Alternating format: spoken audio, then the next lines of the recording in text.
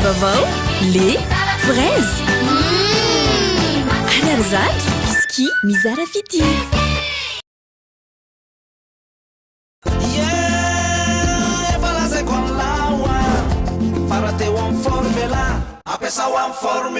Formula, ny salama sy madio.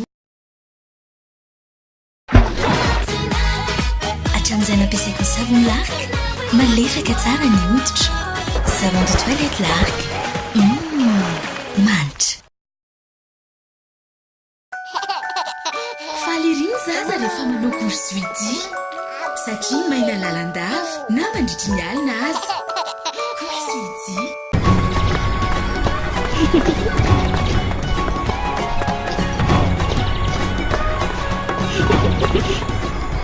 Asepy Madagasikara fampindramam-bola ho an'ny mpiary madinika sy salantsarany dia manolotra anao ny vaovao.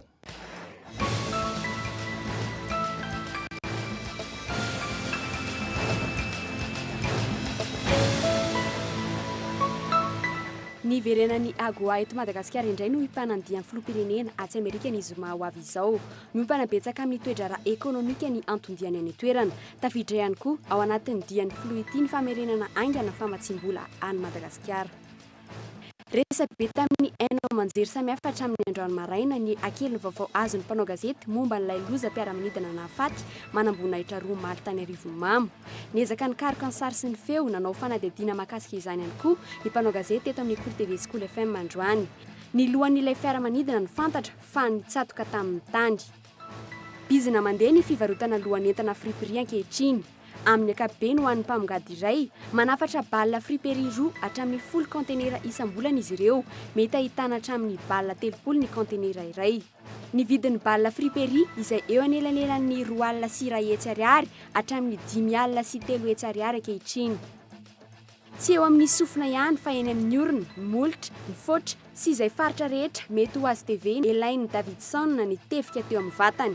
17 taona izao no nahazoany diplôma Guinness hatramin'ny taona 2000. Ny antsipriany izay avy hatrany.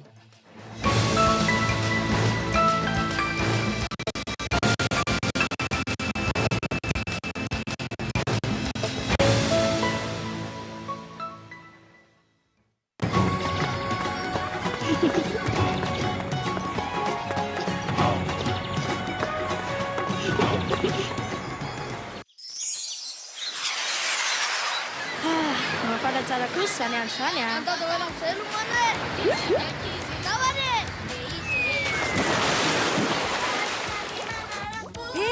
Avienge nareo hiaraka aminay e.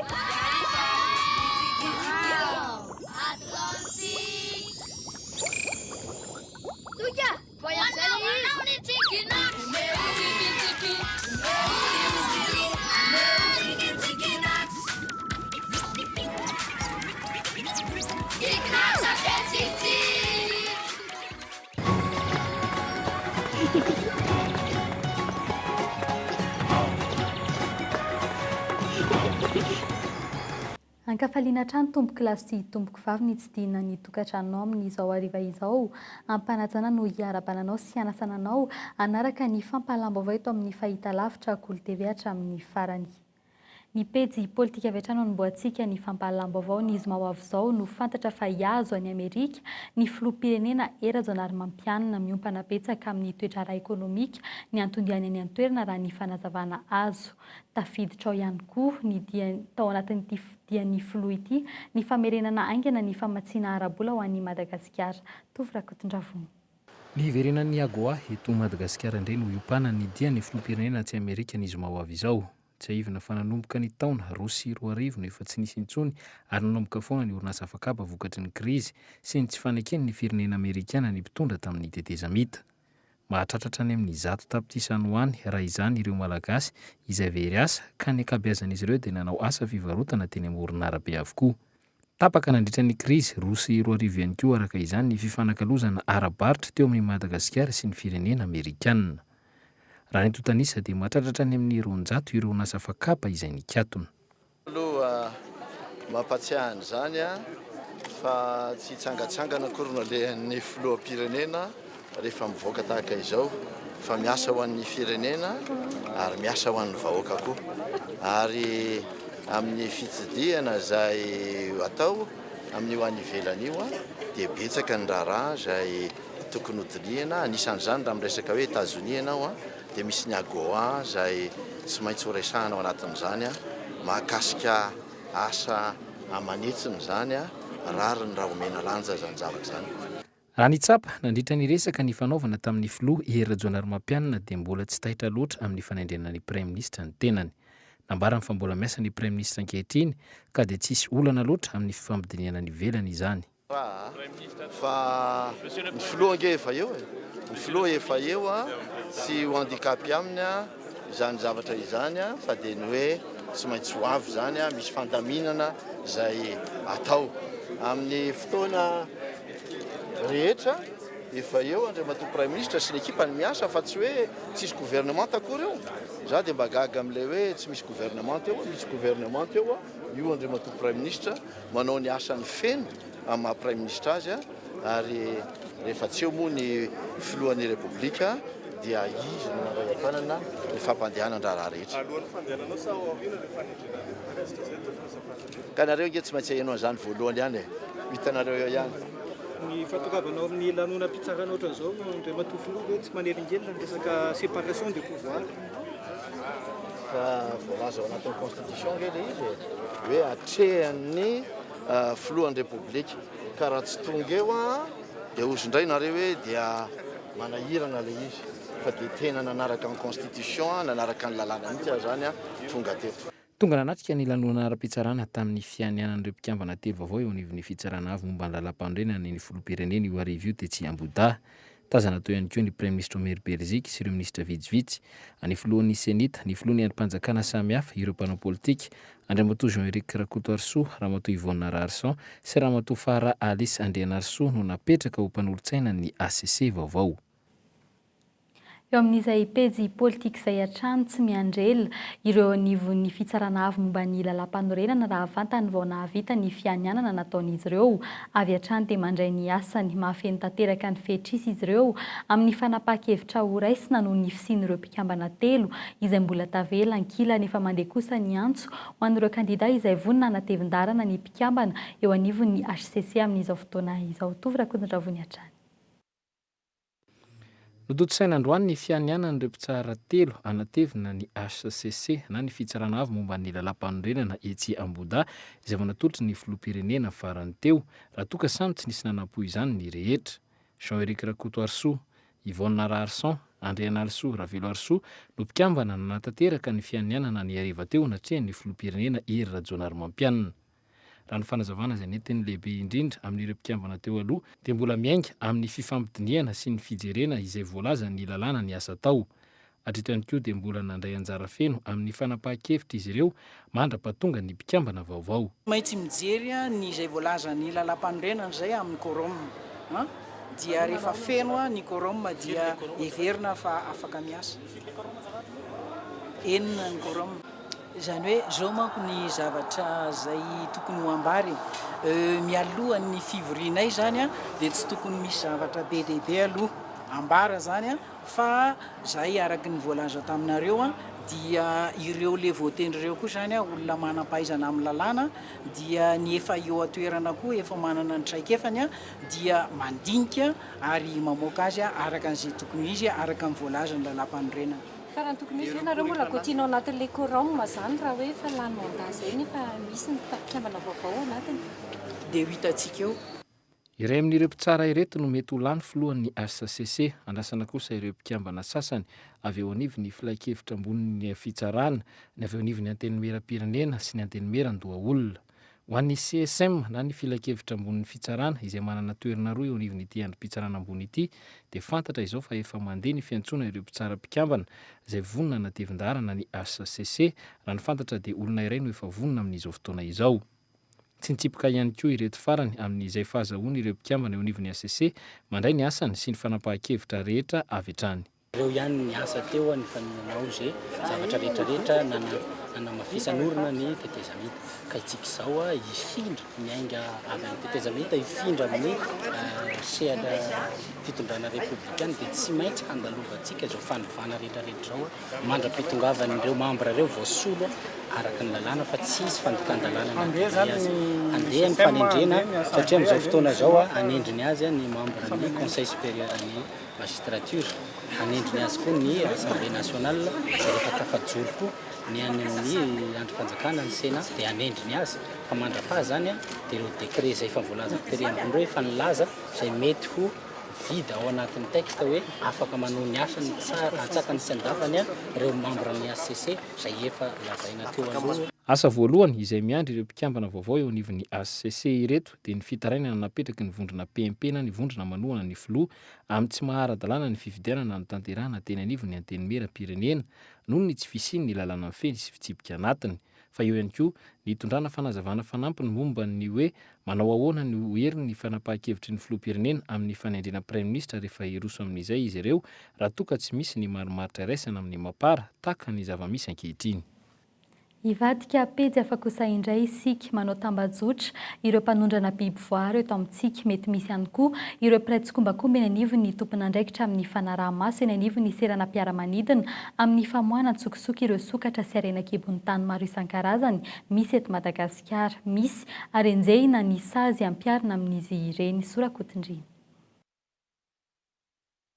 Hatevenina ny fiambenana sy ny fanaraha-maso amin'ireo entana sy ny olona mivoaka ny Madagasikara taorian'ny natratrarana ireo sokatra teny amin'ny serana mpiara-manidina indro misesy izay. Misy ny karazam-pisavana sy fanaraha-maso maro ataon'ireo avy ao amin'ny PAF na ny police de l'air et des frontières mba ahafahana mahita ireo tranga mampiayay. Ireo entana no tena asiam-pisavana akaiky. Mikasika ny fanaraha-maso sy ny fisavana ny mikasika ireo trafika zay moa ny lazantsika azy trafika illicite dia misy ny atao hoe contrôle bagage à main ary ao koa ny fisavana ny olona zany hoe ny palpation zany dia mifarany ny contrôle eo amin'ny scanner bagage sotra zany. Olona marobe no miraitsokombakomba amin'ny fanondranana tsokosoko ny arena sy ireo biby arovana eto Madagasikara raha ny nambarany tompon'andraikitra eo anivon'ny mpitandro filaminana ety amin'ny serana mpiara-manidina ety Ivato. Saika ireo paseur hatrany anefa no tratra fa ireo mpanambola sy mpanao trafika tsy mety fantatra. Mety misy ny tompon'andraikitra sasany avy amin'ireo sampan-draharaha samihafa miandraikitra ny famoahana entana eto amin'ny serana mpiara-manidina ny sasany amin'izy ireo. Efa eo am-panatsarana ny tolotra fanangoana vaovao ny eo anivon'ny sampan-draharahan'ny Politique amin'izao fotoana izao. Enjana ny sazy azo ampiarina amin'ireo tompon'andraikitra miraitsokombakomba izay tratra.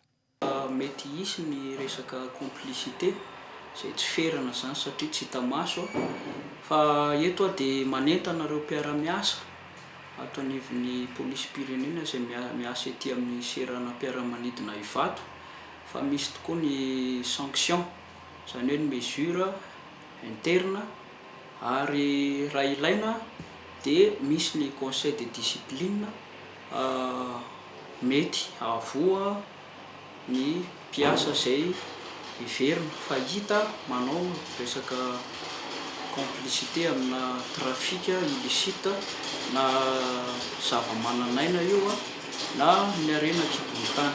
Miainga avy any amin'ny faritra toa ny Toliary sy Mahajanga ireo biby ahondrana any ivelan'ireo. Mandalo mpanelanelana izy ireo ary eny amin'ny fasan'ny karana no tena fampitan'ny entana makany amin'ireo mpanondrana.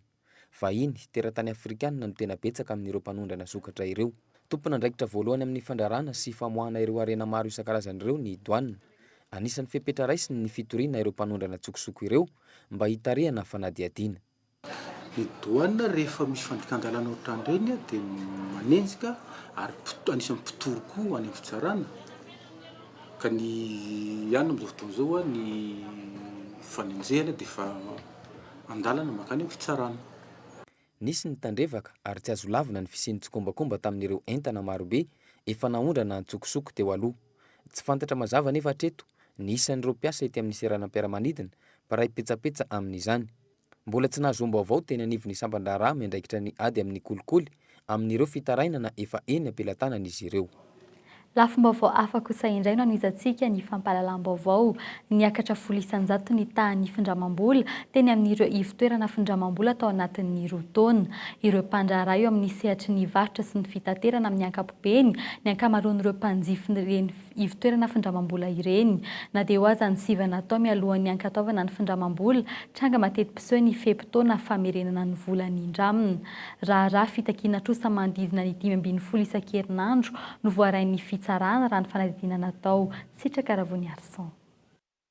Hatramin'ny siny krizy, etitra kokoa ny fepetraresin'ireo ivon-toerana findramam-bola mialohan'ny ankatoavana ireo atota taratasy fangatana indram-bola. Misy ny sivana tao amin'izany ary tsy maintsy manana antoka ireo mpanjifany vao afaka miditra amin'ny findramam-bola. Antoka izay mifanentana amin'ny vola indramina ny dedi-bidiny.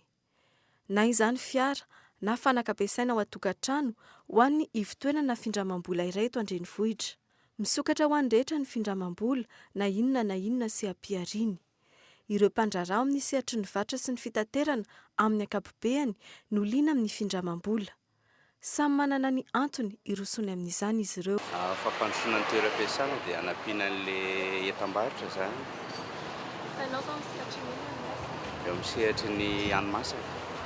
Ny findramana vola zany dia maharitra 12 volana ny aty amin'ny microfinance. Tsy izay fampiroboroboana sy ampiariana izay ihany no antony azo indramam-bola. Misy karazana ireo tolotra omen'ireo ivon-toerana findramam-bola, any ka roboka tanteraka ireo olon-tsotra indram-bola eny amin'izy ireo. Raha ny antontanisa, nahitana fiakarana teo amin'ny 100 teo ny tahan'ny findramam-bola tao anatin'ny 2 taona izao, raha teo amin'ny 200 teo foana ny fiakarana 5 taona lasa izay. Ny tombo toy izay ihany koa ireo olona tsy mahaverina ny vola nalainy. Ho an'ny ivon-toerana iray izay natononay, ny isa 7 ireo raharaha nandalo teny amin'ny vaditany tamin'ny taona 13 sy 14.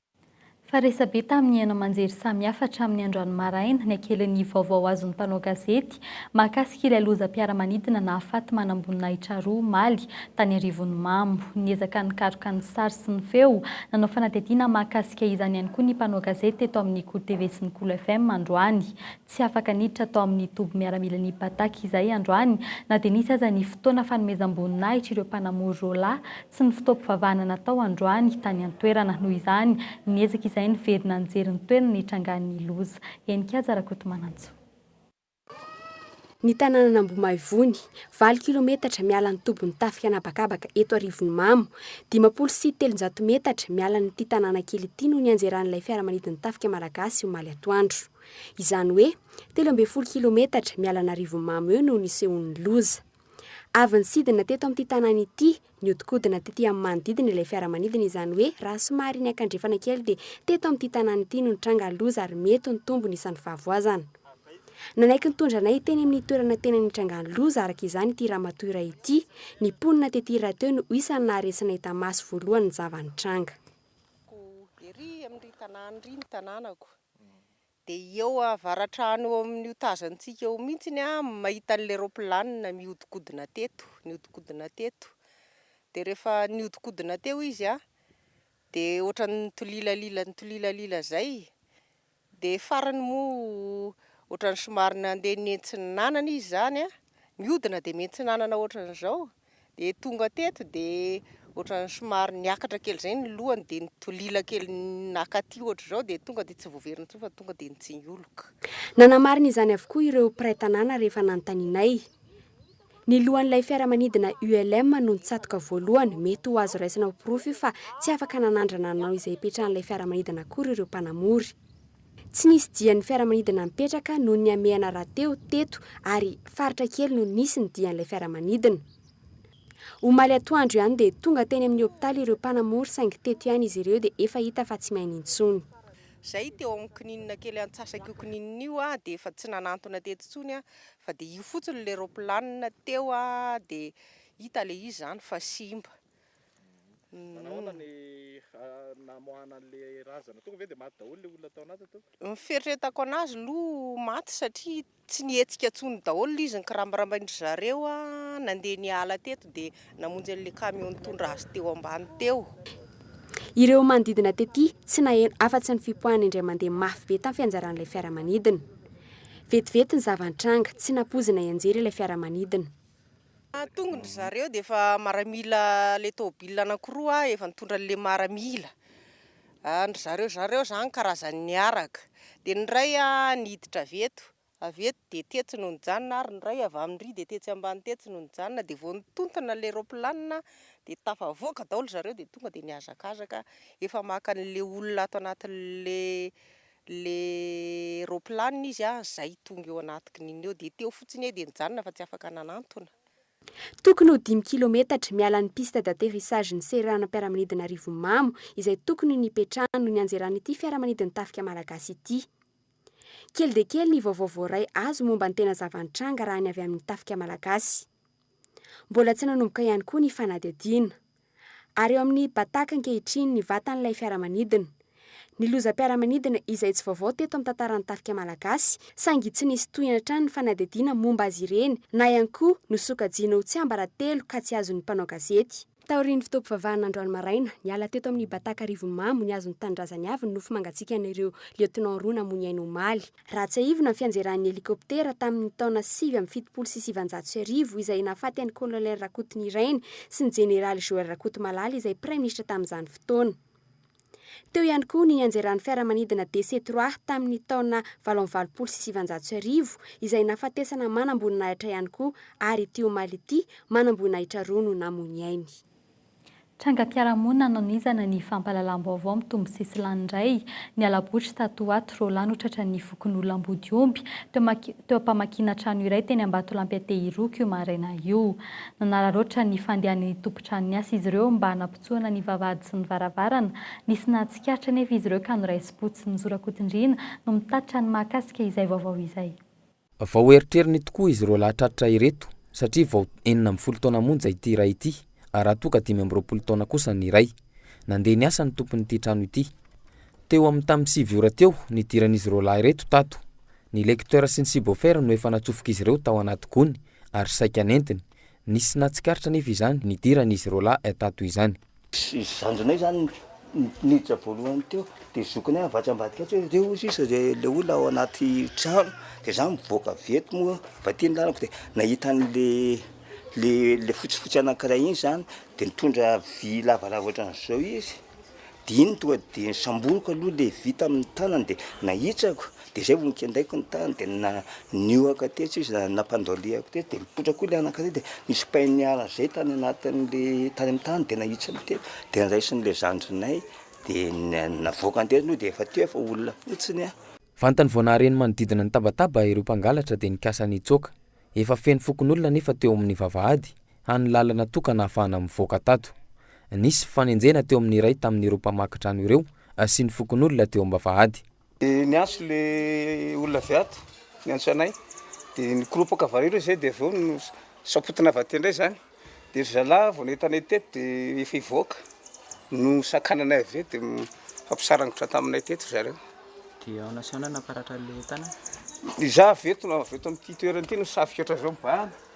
Dia ity zany voaririko le tavako teto. Dia ity tanako ity no voasaringotro le vy teny tanan'ny zalahy. Noraisy-potsiny izy ireo lahy ireto. Nahatratrarana karazana antsy maro samihafa tany amin'izy ireo ankoatra ny fitaovana fanapoirana trano. Nampandre avy trano ny mpitandro filaminana ny lehiben'ny fokontany izay tonga nakazy ireo lahy ireto. Efa saika niaran'ny fitsaram-bahoaka izy ireo lahy ireto. Voro ny fokon'olona dia ny sambotra an'zareo tao anaty trano tao noho ny tamboho avo be noho ny fahamoron'ny fokon'olona dia sy tafavoaka tao izy roa lahy dia samborona tao izy dia tratra. Dia teo am-pisamborona zareo ireo zany dia nanohitra dia nisy olona naratra moa tamin'izany fotoan'izany dia narovan'ny fokon'olona izy dia sy novonin'olona fa tonga soamasara tatry aminay dia izy moa nampandrefy misy an'izao dia tonga ny polisy nakazo tany dia tonga eto an-toerana zany izy. Nitony fanadihadiana ary tanana vonjimaiky eo amin'ny braon'ny polisy ao amin'ny boribory tany faheniny ireo izy roa lahy ireo miandry ny fampakarana fampanoavana raha ampitso. Fanadihadiana manokana kosa anonizantsika ny fampahalam-baovao sarotra ny manome isan-jato momba ny hoe tahaka ny ahoana ny isan'ny malagasy miakanjo friperie. Azo antoka kosa fa tsy ho latsaky ny 7 isan-jato izany isan-tsena goavana hiparitahan'ny friperie raha teo ny any ambanivohitra efa lasa fomba fanao ihany koa nefa ny maka sy mamerina mivarotra alohan'entana amin'ny friperie na ny amin'ny faritany eto an-drenivohitra ahitan'izany avokoa. Azona tombony kokoa ny famarotana ireo akanjo friperie tsara kalitao ireo raha ny fanadihadiana natao manomboka amin'ny 5,000 ariary ny akan'azy ireny eny am-potiny mety ho tafakatra 3 na 9 voeny kosa nefa izany ny amarotana izany aorian'ny fanamboarana atao. Sitraka Ravony Arson. Mividy lohan'entana eny an-tsena dia mamerina mivarotra izany maka tombony. Tsy famitahana izany fa afetsifetsena entina maka tombony ary efa tena be mpanao eto an-drenivohitra. Entana tsara kalitao ary mety ho tsara lavitra noho ireo akanjo vaovao ny friperie rehefa voasasa sy voapasoka tsara. Ahitana vrai marque sy entana toy ny tsy mbola nanaovana mihitsy. Tsy misy ny anavahana azy, profon'izany na ireo toeram-pivarotana akanjo eto an-drenivohitra aza maka amin'ireo lohan'entana friperie. Mbola mivarotra makalony eny Mahamasina dia avant 5 heures misy le mbola hipasoka reny dia amidiny. Fomba iray ahafahan'ireo mpivarotra mampitombo ny maskareny ny fakana entana eny amin'ny friperie.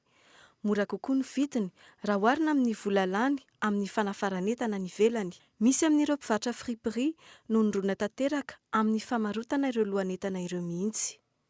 Eto aminay misy olona maka lohan'entana dia manao contrat zay. Contratnay 20 amin'ny 25,000 dia za zany tsy mikitika mihitsy raha vao maka lohany izy dia tsisy olona mahazo mikitika fa izany no fidèles eo.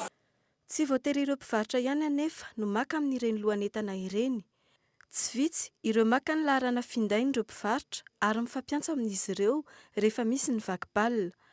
Ireo menatra manatsikafina ety an-tsena ny ankamaroan'izy ireny na olona ambony ihany koa. Hatramin'ny vadin'ny mpanao politika ambony eto amintsika no mitady friperie. Ho an'ireo mpanjifa tsotra indray, maro izy ireo no manenjika ireny entana tsara kalitao ireny ary mahavatra mitety-tsena mihitsy, indrindra ny tsenana Sabotsy eny Ambodiny Sotry sy ny Alakamisy eny Mahamasina ary ny Alarobia ety Andravoahangy. Ny olona rehetrarehetra tonga mividy entana eto aminay daholo hatramina vazara, ny olona metsena raha dia efa mahafantatra hoe mamaky baly izay dia tonga ry zareo. Manodidina ny 7,000 ariary ny vidin'ireo akanjo lohan'entana ireo amin'ny ankapobeny. Rehefa tonga any amin'ny faritany kosa ireny lohan'entana friperie ireny, miakatra hatrany amin'ny 3,000 ariary ny vidiny. Ho an'ireo entana manomboka amin'ny 2e qualité, mety ho tafidina hatrany amin'ny 500 ariary ny vidiny iray.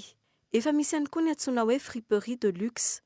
Ireo akanjo entina mianjaika mamonjy lanonana na akanjo mariage no amidy ary tafakatra hatrany amin'ny 100 ariary ny vidiny. Amin'ny ankapobeny, ho amin'ny mpamongady iray, manafatra baolina friperie roa ka hatramin'ny 10 conteneur isam-bolana izy ireo, mety ahitana hatramin'ny baolina 30 ny conteneur. Androany kosa no andro iraisam-pirenena ho an'ny fahalalana miteny amin'ny aterineto. Ho an'ny Madagasikara manokana tsy mbola misy ny lalana mifehy ny fanehoan-kevitra amin'ny alalan'izay aterineto izay na izany aza samy manana ny heviny mahakasika izany fahalalana miteny izany ny olona nanontanianay androany. Nandriana Rajanson nantanteraka ny fanadihadiana. Saika isan'andro no miditra amin'ireny cyber ireny ankamaroan'ny tanora eto an-drenivohitra. Resaka amin'ny namana, olo-pantatra na fitadiavana namana no tena ampiasain'ny olona ny aterineto. Daty tsy malaza ity andro iraisam-pirenena ho an'ny fahalalahana miteny amin'ny aterineto ity raha eto an-drenivohitra. Na izany aza, manana ny heviny mahakasika ny famerana ny fanehoan-kevitra amin'ny aterineto ny olona. Raha ny amiko aloha tokony ilany ihany censure. Inona no antony? Satria be dia be ny zavatra sy ohatra hoe zaza madinika fa be dia be zao no ohatra mijery internet zany tokony mijerena arakaraka le temps zany hoe ino zavatra tokony hotondianao ny zavatra hojerenao nefa tsy izy rehetra tonga tokony mijery zavatra tiany hojerena ka tsy mety zay raha amiko satria ilana fanabeazana ilay izy fa tsy akory hoe hanapotehana le fiainana akory any amiko manokana. Misy zavatra tsy tokony censurena, misy zavatra kosa angamba ny atao censure. Ohatra fotsiny raha ohatra ny resaka zavatra momba ny ohatran'ireny zavatra mamofady kosa aloha angamba ny ho an'ny fitezana malagasy misy zavatra mbola tsy zakantsika aloha. Zay angamba ny azoko atao hoe mila censurena. Ny sasatsasany amin'ny site eto Madagasikara dia manana ny fomba hifatena ny fanehoan-kevitra amin'ny aterineto amin'ny alalan'ny mpanelanelana na antsoina hoe modérateur web no anaovana izany. Ity tovolahy ity izao dia anisan'ny manao izay asa izay. Raha ny nambarany dia misy ny fenitra tiana arahin'ireo olona maneho hevitra ireo. Rehefa voalaza daholo ny fitsipika rehetrarehetra rehefa hanao commentaire ianao dia izay zavatra tsy mifanaraka amin'iny ohatra hoe misy manompa olona na manao accusation ohatran'ny hoe fanamelohana fotsiny amin'ny tsisy antony zany na fanonona anaran'olona nefa tsy tokony hotonona ao anatin'le commentaire dia ireny zany no classé ao anatin'ny hoe commentaire indésirable. Efa sehatra iray malalaka ho an'ny rehetra ny internet ankehitriny, na ny ankizy vao enitaona aza dia efa tafiditra ao anatin'izay tontolo izay. Noho izay fahalalahana izay nefa dia sehatra hifanaratsiana sy hanaovan-dratsy ny internet. Anisan'izany ny sary ataon'ny sasany analana baraka na hanaratsiana olona iray. Ankoatra ireo, efa tsy ferana intsony ny fanehoan-kevitra. Raha ny fanazavana azo tamin'ny Ministeran'ny Fitsarana androany dia nilaza izy ireo fa andalam-panamboarana ny lalàna tokony ho raisina amin'ireny teknôlôjia vaovao ireny izy ireo amin'izao fotoana izao. Na izany aza nefa azo entina pirofo amin'ny fanenjehana eny amin'ny fitsarana ireny zava-miseho amin'ny internet ireny. Ny fitsarana ihany nefa ny tompon'ny teny farany, misy ny sazy mifanaraka amin'izany. Raha olon-tsotra dia voasazy eo amin'ny enim-bolana ka hatramin'ny zaziana iray volana ka hatramin'ny enim-bolana mipody eo ilay olona zany ary mandoa onitra 3 alina ray milanja ka hatramin'ny 2 tapitrisa ray milanja zany. Fa raha manara-baraka olona mpitondra fanjakana andaina manevateva olom-panjakana na ohatra zany dia voalazany lalàna fa voasazy ho enim-bolana ka hatramin'ny 2 taona an-tranomaizina ny olona ary didina andoha onitra 2 tapitrisa ray milanja ka hatramin'ny 10 tapitrisa na ny ray amin'ireo sazy anankiroa ireo zany. Tsy azo lavina araka izany fa sady manimba no mampivoatra ny internet, miankina amin'ny tanjona ampiasaina izany no maharatsy na mahatsara azy. Raha ho an'ny antirindray ny vohitra manokana dia ny internet no fitaovana iray enti-maneho hevitra aingana indrindra ao aorian'ny finday. Raha miandry kosa ny fifehezana an'ireo tambazotra mamoafady sy mampirisika amin'ny fivarotan-tena ankolaka na mivantana. Fitsinjaram-pahefana avy any fotony no sehatra ahafahany mampandroso ny firenena aingana sy maharitra. Na dia efa 20 taona mahery aza no niainan'i Madagasikara izany dia tsy nipetraka mazava ny sehatra iasana antony nahatonga ny Ministeran'ny Fanajariana ny tany namorona ny SAC na ny schéma d'aménagement communal. Nandriana Rajanson. Vendikevitra iray miompana makany amin'ny fametrahana fenitra amin'ny fampiasana ny tany sy ny fitsinjarana ny tany ho an'ny fanorenana, ho an'ny fambolena, ho an'ny fananganana fotodrafitrasa tahaka ny sekoly, ny lalana sy ny sisa. Omenan'ny komina io antoata taratasy io ka ny ben'ny tanàna sy ny mpiara-miasa amin'ny akaiky ary ny teknisianina no hijery akaiky ny mombamomba ny toerana izay hiadidihany. Ka io schéma d'aménagement communal io dia namoatsika guide d'élaboration an'ilay schéma d'aménagement communal, misy en version malagasy, misy en version française izay ho aparitaka manerana ny commune rehetrarehetra eran'i Madagasikara. Natsoina ihany koa androany ny mpiara-mombonantoka rehetra na ny partenaire technique et financier mba hifanometanana ao anatin'izy io. Ny tanjona moa ao anatin'ilay izy dia hoe raha ohatra ka tena hiatrika ny fanarenam-pirenena tsika ny fampandrosoana dia tsy maintsy miainga avy any amin'ny base. Komina manodidina ny 10 no anaovana andrana tamin'ity fanajariana ny tany ity tany am-piandohana. Naomby izany ka izay indrindra no antom-pisiany izao atrikasa izao hanombohana azy amin'ny fomba ofisialy eto Madagasikara. Ankehitriny faritra valo no efa misy ity tetika asa ity, manodidina ny 4 no vola antotan'ny mpiara-miasa sy mpiara-mombonantoka amin'ity fanajariana ny tany ity. Ankoatra ny fitsinjarana ny tany dia fomba iray hialana amin'ny ady tany koa ny fisian'ny SAC. Tombotsoa betsaka ho an'ny komina araka izany ity tetika asa ity. Ny fahafahana mamindravina sady zao hoe raha ohatra ka amin'ny taona afaka 5 na 10 taona dia efa fantatra ny isan'ny mponina amin'izany fotoana zany, efa fantatra zany ny filana ara-toe-karena tokony ho an'ny komina zany.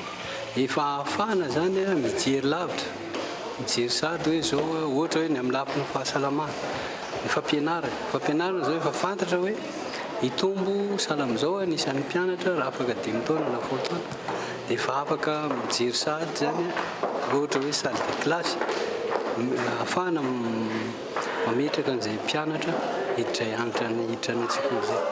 Raha ny fanazavana dia tsy azo tanterahana ho an'ny kominina eto andrenivohitra ny saky noho ny mahatsentsina ny tanàna. Efa tokony irona amin'ny sehatra hafa ny fanatsarana ny tanàna sy ny fanajariana ny tany eto Antananarivo.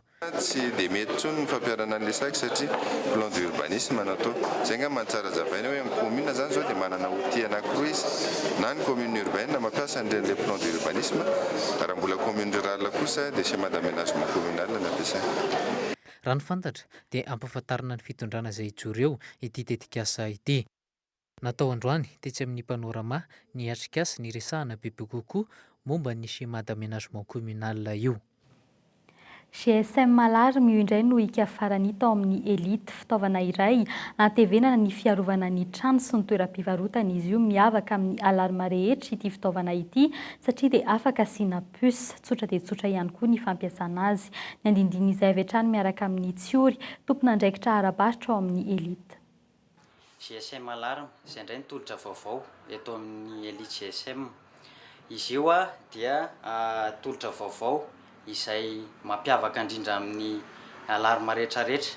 Afaka asiana puce izy io.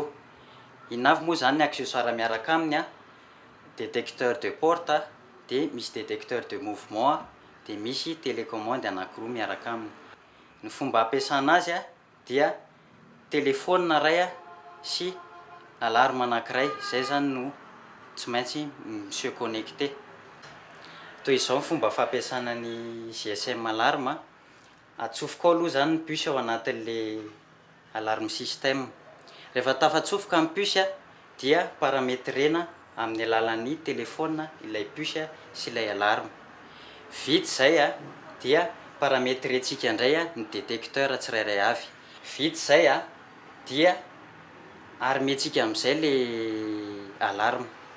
Rehefa vita armé le izy dia manao esentsika, sokafantsika amin'izay le varavarana dia maneno ny sirène. Rehefa maneno ny sirène dia mialerty an'ilay olona izy hoe miantso en téléphone zany le alarme hoe misy varavarana misokatra any an-tranonao na any amin'ilay toerana nametrahanao an'ilay alarme.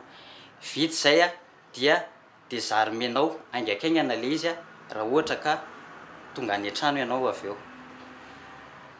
Ohatrinona ny vidiny 270 000 ariary ny vidiny miaraka amin'ny téléphone iray offerte Nokia 65 dia mahazo puce gratuit avy amin'ny Orange ianao misy 5 minutes ao anatiny. Maresaka avy any amin'ny faritra Apoeny kosa indray tsy milefitra amin'ny fandikana lalàna sy ny ambaran'izy ireo fa fanakorontanana ny tompona ndraiky mpanjakana any an-toerana.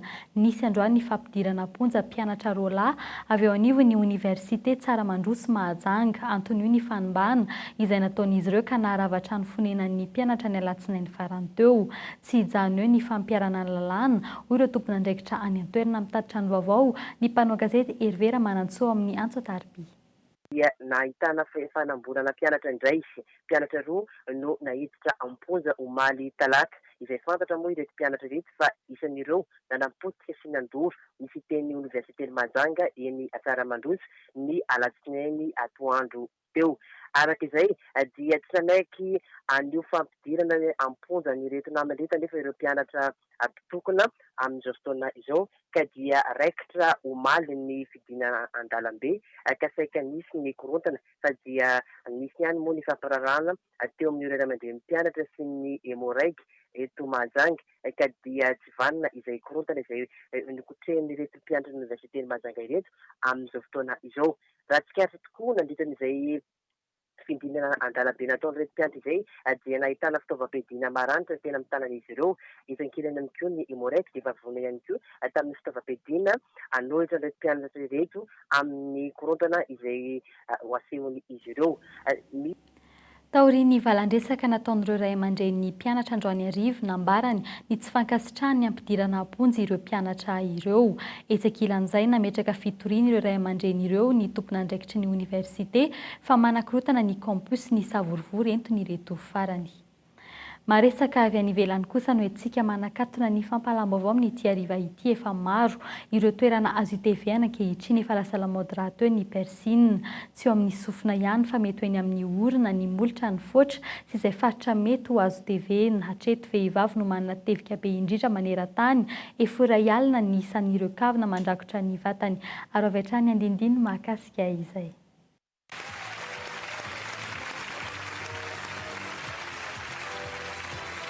efa 4 taona izao no nibatatra ny diplômany Guinness teo amin'ity taranja iray ity Hélène Davidson. Ny taona 2000 nidirany tao anatin'ny bokin'ny Guinness, miisa 227 ireo tevika tamin'ny vatany. Nanomboka teo, tsy nitsahatra nandavaka ny orony, ny molony, ny lelany, ny fotrany sy izay faritra malemilemy rehetra azo tevena ity teratany brezilianina ity. Raha tambatra, efa mahatratra iray alina ny tevika mandrakotra ny vatan'ity vehivavy ity. Tsy latsaky ny fito kilao ireo ravaka mitevika aminy, miampy ireo tomboka-vatsy, tsy misy ahafantarana azy intsony. Ny aken'ny Guinness zava-bita miavaka hatrany izy ity. Tsy mbola nisy ihany koa olona hatreto nahavita nandresy ny zava-bita n'ity brezilianina ity. Mampametra-panontaniana ny andavanandrony, manambady izy, ary ireto kavina ireto dia tsy miala eny aminy. Anao ahoana ny fahanterany rehefa hikentrona sy anomboka alemy ireo hoditra no tevena rehetra. Mila fitandremana ny fanaovana tevika toy izao, fa ho azy ny hiavaka amin'ny olona eran-tany sy ny fitiavana ny dravaka no tena nibahan-toerana. Na ny lahy na ny vavy amin'izao fotoana izao, voasarika amin'itony tevika itony ary tsy mifidy toerana asiana izany. Ny elakelan-trano sy ny namana no mifampitaona. Tsy voaresaka intsony ny mety ho fahadiovan'ny fitaovana sy ny kavina apetraka eo amin'ilay toerana na ny faritra tiana asiana azy. Ilaina fitandremana ihany koa ny toy izao, sady manimba ny hoditry ny tarehy no mety handratra ihany koa raha voaridritry ny kavina mipetaka any amin'ny faritra tsy hita maso. Arak'izany, tsy ataotao foana ny toy izao. Dia iny fanadihadiana no entin'ny mirana ramanantsoiny ihany koa no entina manakatona ny fampahalamba-vao tamin'ity hariva ity. Isaoranao niaraka taminay hatramin'ny farah mamefotananao indray raha ampitso amin'ny iray oro. Veloma tompoko.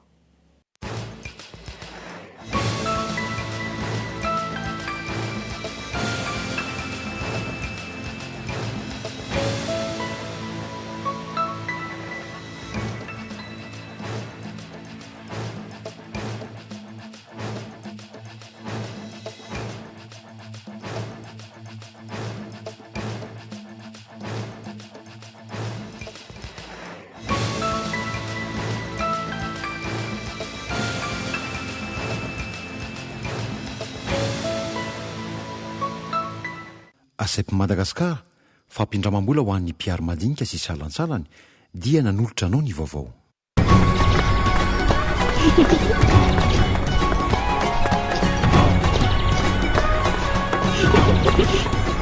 Atolotry ny angadinao amin'ny turbo glace dum salonina ho anao.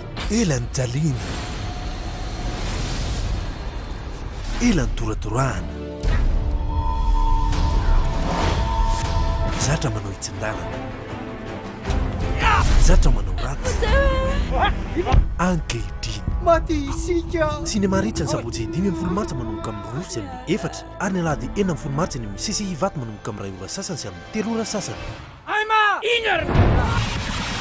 Martina 14 carats.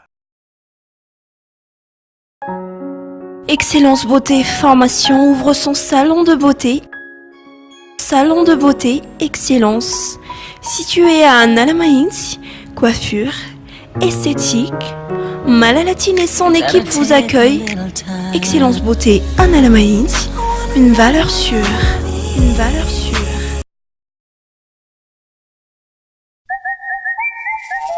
Vola be indray no miandranao amin'ny alakamisy 3 martsa izao satria dia 186 830 000 FMG be izao ny totona. Alakamisy 3 martsa zany ny fotoanantsika tiralirany Quinte Plus io ary aroty malaky ara fa 186 830 000 FMG ny miandranao. PMU vola be.